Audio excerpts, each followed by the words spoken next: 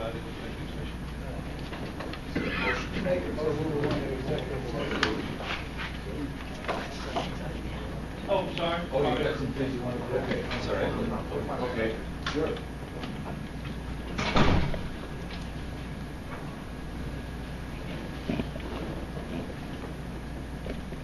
Good afternoon, ladies and gentlemen.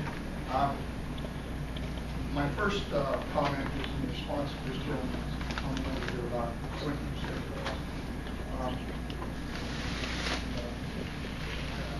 Report to you that this is a shared use airport. It is not a joint use airport, called in the definition of other joint use airports. We work very closely with the Marine Corps Air Station attorney in drafting this. This airfield is different than any other joint use facility in the country.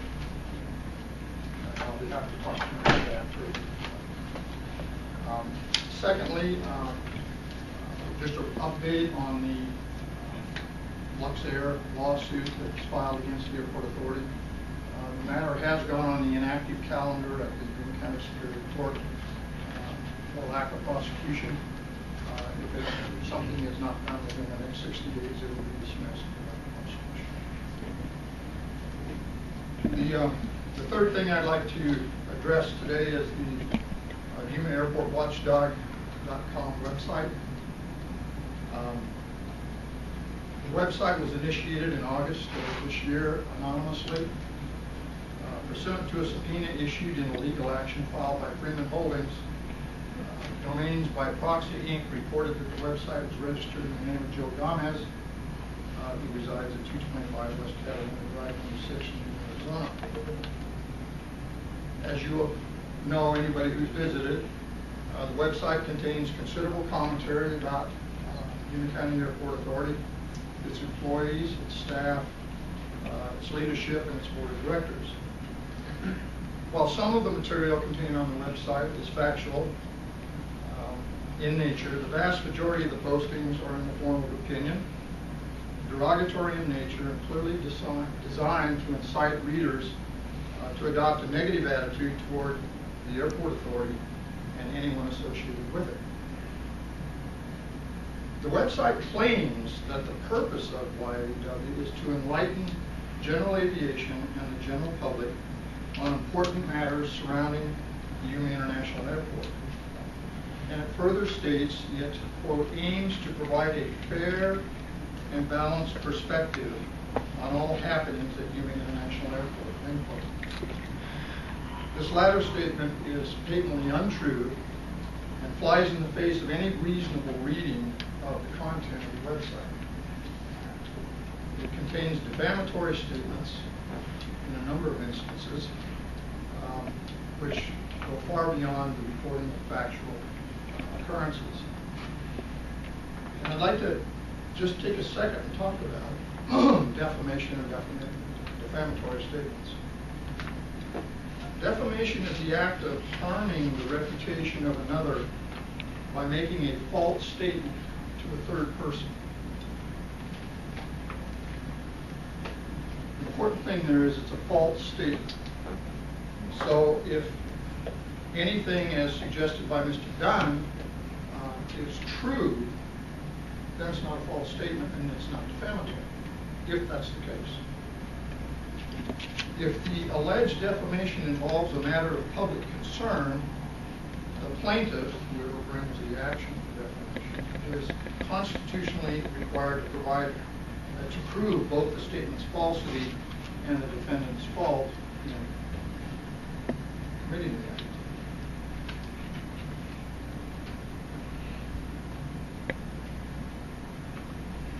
A defamatory statement is one that tends to harm a person's reputation by subjecting the person to public contempt, disgrace, or ridicule, or by adversely affecting the person's business.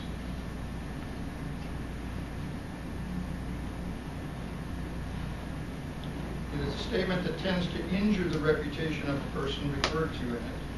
Again, this is only untrue statements that we're talking about. the statement is likely to lower that person or organization in the estimation of reasonable people, and in particular to cause that person to be regarded with feelings of hatred, contempt, ridicule, fear, or dislike.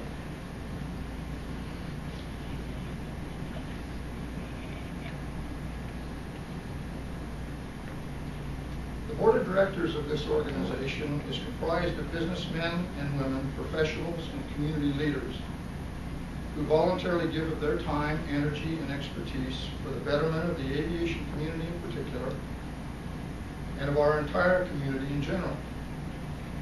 Part of their job is to listen to voices from throughout the community as to how the airport should conduct its affairs.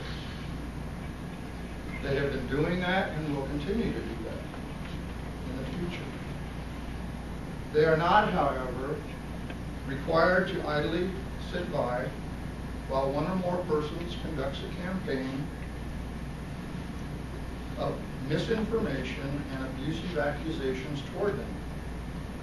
The organization they oversee and the staff which they employ, impugning their intelligence, their integrity, and moral character on a daily basis over months at a time.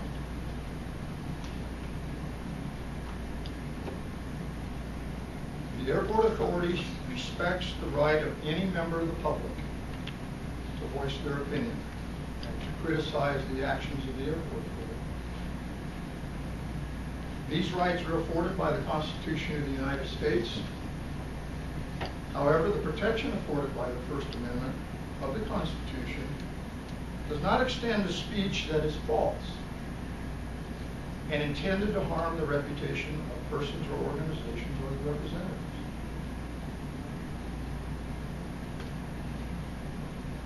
The conduct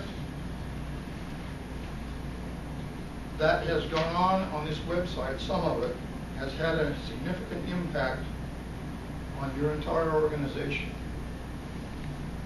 It is certainly appropriate and in fact incumbent upon you to consider steps to alleviate the situation.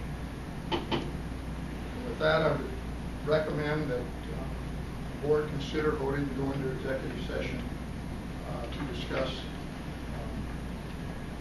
options that are available to you in that regard. Any questions?